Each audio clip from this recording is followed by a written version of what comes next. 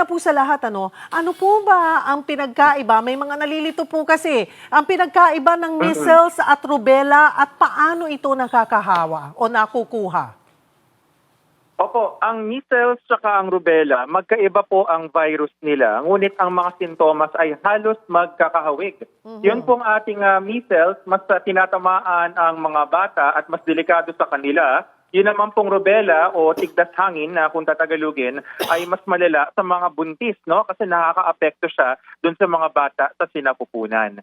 Pero yung kanila pong pinakapagkahawa, paano sila kumakalat, ay pareho sa hangin sila dumadaan. Kaya kami ay nababahala kapag hindi bakunado ang mga bata, ang populasyon, dahil mabilis sila parehong makahawa.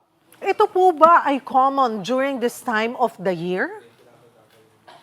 Year-round sa Cheryl, no? Wala siyang pinipili na panahon ng taon. Nagkakataon lang na siguro may mga bahagi ng taon na nagtitipon-tipon. Halimbawa, traditionally mga bandang summer. Bakit? Kasi nagbabakasyon sa eskwelahan, tapos naglalaro ang maraming bata.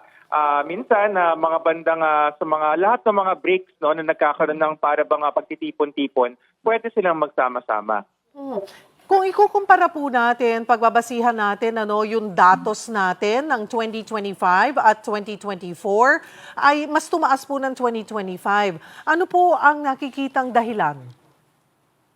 Opo, tumaas po ito. Nakita natin by 32%. Ang pinakamalaking posibleng dahilan dito, Cheryl, ay ang mga bata na hindi bakunado. Dahil ang tinatawag na yung hawa, yung reproductive rate ng ating measles, rubella, ay mula 16 hanggang 18. Ibig sabihin, sa bawat isang pasyente na merong sakit na tigdas, maaari siyang makahawa ng 16 hanggang 18 na tao. Ganoon sa kabagsik. Kaya kailangan talaga ay bakunado ang ating mga bata para hindi nakakahawa. Pero ito pong virus na ito, sabi nyo nga po magkaiba ang virus, pero pareho, halos pareho ng presentation. Saan po ba nakukuha itong virus na ito? Anong klaseng virus po ito, Asek?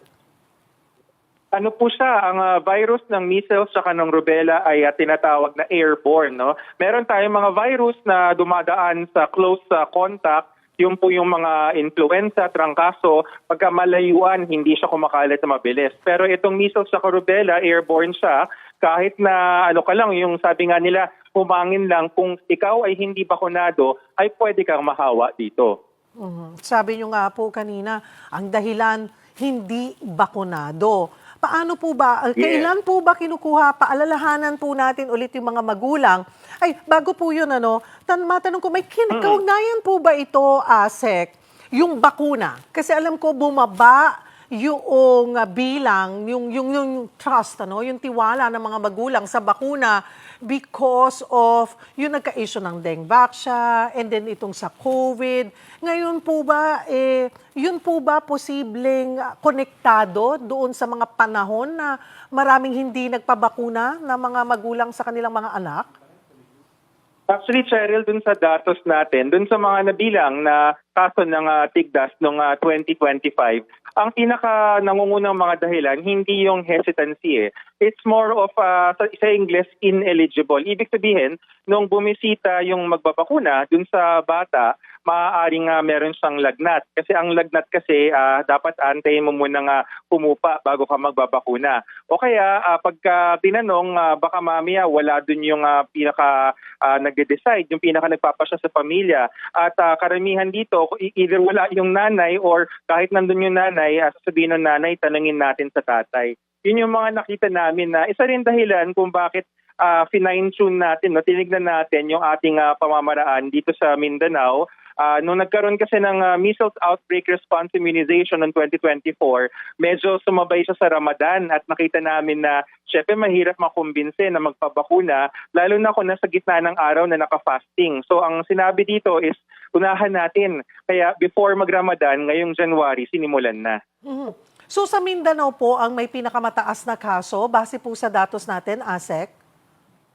Doon po sa datos natin ng 2025, doon sa 5,159 na kaso, 2,172 o mga nasa 42% ang nagmula sa Mindanao. Tapos pag tinignan natin yung mga rehiyon, nagkakaroon ito yung mga rehiyon na medyo mataas yung hawa 4B, Mimaropa, wala sa Mindanao yan, no? Saka NCR. Pero merong 4 na magkakasama sa Mindanao, yung Region 9, 10, 12 and Bangsamoro. Hindi naman ho ibig sabihin na pag nabanggit yung rehiyon ninyo ay instant na sa labas po yung tigdas. No? Nagkataon lang po na nung binilang yung mga kaso doon po sa mga rehiyon na to at malalaki ang mga rehiyon nakita. Mhm. With this nga po, nasabi nyo, karamihan hindi bakunado. Ano-ano pong hakbang ang ginagawa ng DOH para bumalik yung kanilang kumpiyansa or mas maging aware sa kahalagahan ng bakuna pagdating po sa tigdas? Ang kumpiyansa ay nariyan na Cheryl, ang importante dito is yung timing. Dahil nga nakita natin na dun sa nakaraang taon is yung ineligibility, no, na parang hindi sumasabay sa timing pag dumating. Wala si nanay, wala si tatay, or may lagnat yung bata, or ano man dahilan. Hindi naman kami nakakita ng nagsasabi na ayoko, takot ako sa bakuna, which is good. Hindi ganun kataas yung numero. Ang ginagawa natin ngayon is in closer coordination, especially sa ating mga local government units. Sa katunayan, kakatapos lang namin nung launch dito sa Mindanao. Nasa General Santos po ang inyong lingkod ngayon at kanina kakatapos lang po. Ang mga mayor, nagsalita ho sila ng mga commitments mula hindi lamang sa General Santos City, ngunit sa mga nakakapalibot rin ng mga local government. Kasama rin namin kanina ang governor ng South Cotabato. Okay, nandoon po ba? Pero overall, ASEC, pagdating sa bakuna, maliban po sa measles, okay naman po. Marami naman po sa mga kababayan natin or nakakatugon naman yung mas malaking porsyento pag kailangan ng bakunahan yung kanilang mga anak. Opo, actually, nakafocus tayo, Cheryl, sa measles kasi measles talaga yung mataas yung reproduction rate. No? Hindi natin binabaliwala yung mga ibang sakit. Pero kung titignan natin sa reproduction rate na 16 to 18 ng measles, ito ang priority. So yun ang ginagawa natin. Kaya tayo merong measles, rubella, supplemental immunization activity. Balikan ko po itong sakit na measles at rubella.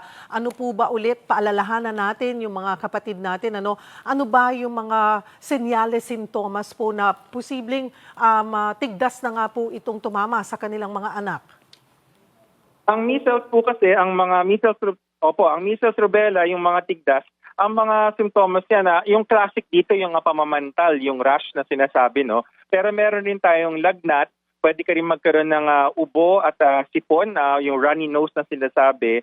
At ito yung medyo kakaiba sa kanila, yung tinatawag na Koplik spot. Pero wag ho mag-alala yung ating mga kapatid, no? Kung hindi nyo mahanap to, magpatingin pa rin po. Ano sinasabi ko? May mga parang puti-puti sa loob ng bibig ng pasyente na mga spots. Tapos meron rin tayong pananakit ng katawan. Kung mapapansin nyo po, yung mga sinabi kong mga sintomas, halos kahawig niya yung mga sintomas ng ibang mga sakit.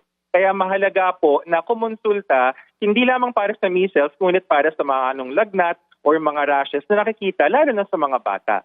Delikado po ba pag hindi natugunan agad or may mga posibilidad po ba na mas lumala ang epekto po ng measles sa isang lalo na sa bata? Hindi lang lumala, Cheryl, nakamamatay ang measles. Kaya sinasabi namin yan, diretsahan, hindi naman para sa manakot, ngunit para magpaalala na meron tayong bakuna na subok, epektibo at talagang gumagana. At yun ang pwede nating ihalili para hindi mamatay ang ating mga kapatid na hindi bakunado sa measles. Bakit po nakakamatay? Sa paanong po? Cheryl, pwedeng magkaroon ng pulmonya. Halimbawa, akala natin na parang merong ibang dahilan. Pero yung pala, pag nalaman na measles, lalo na pag nasa rashes, pwedeng tamaan yung baga, may pulmonya, pwede ka magkaroon ng tinatawag na encephalitis. Yung encephalitis, pamamaga ng utak. So yan yung mga iba pa at meron pang ibang mga simptomas ng measles. Pero lahat yan, maiiwasan kung tayo po ay magpapabakuna. At ang bakuna, sabi nyo nga po, timing. Again, paalalahanan natin, at what age, kailan ba dapat ang bakuna po sa tigdas? Okay, dalawa ang sagot ko sa tanong na yun, Cheryl. No? Una, bibigay ko sa iyo yung routine immunization. Sa buong Pilipinas po, Luzon, Visayas at Mindanao, basta ho meron tayong bata, baby, na 9 months old, pwede na ho siyang bakunahan laban sa measles. Tapos yung booster dose, susunod siya at, 9 months and then 12 months. No? So yun yung palugit, 9 months and then 12 months. Pero Cheryl, yung ikalawang sagot ko, para dito sa ating supplemental immunization activity or yung MRSIA or Mr. C, yan ang sinasabi, ginagawa sa Mindanao ngayon, kahit po as low as 6 months, safe pa rin po yan dahil inuunahan natin dahil nga medyo mataas yung bilang sa lugar. So as low as 6 months hanggang 59 months, Cheryl, hanggang bago mag 5 years old, pwede hong bigyan ng bakuna, 1 dose lang po. Sabi nyo nga po, karaniwan nito ay sa mga bata, pero hindi pa rin po, kahit adults ka na or youth, pwede pa rin tamaan ng measles pag hindi ka nabakunahan. Tama po ba yun? Tama yun, Cheryl. Sa katunayan, meron nga tayong mga bansa, no, alam to ng mga OFW nating kapatid, no, may mga bansa na mahigpit naghahanap ng certification ng MMR, Measles, Mumps, Rubella Vaccination. Yun yung pinaka-bakuna na ginagamit sa measles.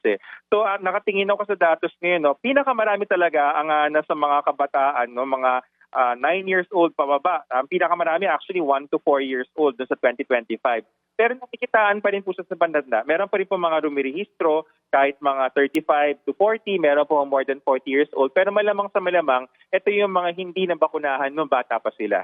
Asek, paano kung hindi matandaan ng magulang? Kunwari, kunwari mga nasa teens na, nabakunahan ba ako? Meron ba ako nitong MMR na record? Kung di matandaan, pwede po bang kumuha ulit o magpabakuna kung walang kasiguruhan, kung nakakuha or hindi? Hindi ho ba makakasama yun kung posibleng madoble? Hindi po nakakasama ang pagdoble ng bakuna. Ngunit dahil na-prioritize natin, meron tayong inuuna, Cheryl. Pag nag-request po sila, hindi ko magagarantiya na libre. Opo. Ibig sabihin po, yung mga libreng bakuna para dun sa mga kabataan, yung 5 years old and below. Kasi yun yung nakikita natin na pinakamataas na numero. Pero welcome silang magtanong po sa mga health center. Oo. Kung hindi man libre, pero nga walang kasiguruhan at gustong maprotektahan ng anak, again, it is safe kung makakuha o Yes, maging pwedeng madoble. pwede.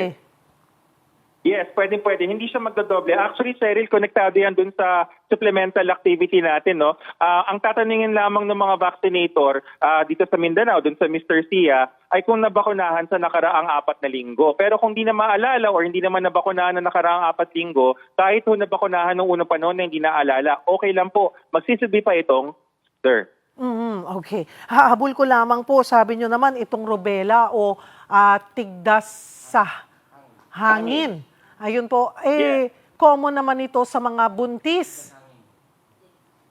Opo, yung measles, yung rubella, yung tigdas hangin, wag ho tayong mag-alala. Dun sa bakuna na binibigay, kasama na po yan. No? At by the way, syempre mga bata, yung mga target natin, yung mga mami po na buntis tayo, kung alam natin na may dala tayong sanggol sa ating tiyan, wag na muna tayong pumunta dun sa mga vaccination areas. Kasi ayaw nating makahawa or makakuha ng measles or rubella. So precaution po yan. Mag-coordinate po tayo bago tayo pumunta. And kung sakali man po ay ano po ang ating advice sa mga buntis na posible nga pong may rubella or tamaan ng rubella? Kung meron ho tayong mga nakikitang sintomas, lagnat, yung, lalo na yung pamamantal, yung rashes na sinasabi, ay agad ho tayong kumonsulta sa ating mga local health center na pinakamalapit para maabisuhan tayo kung anong gagawin.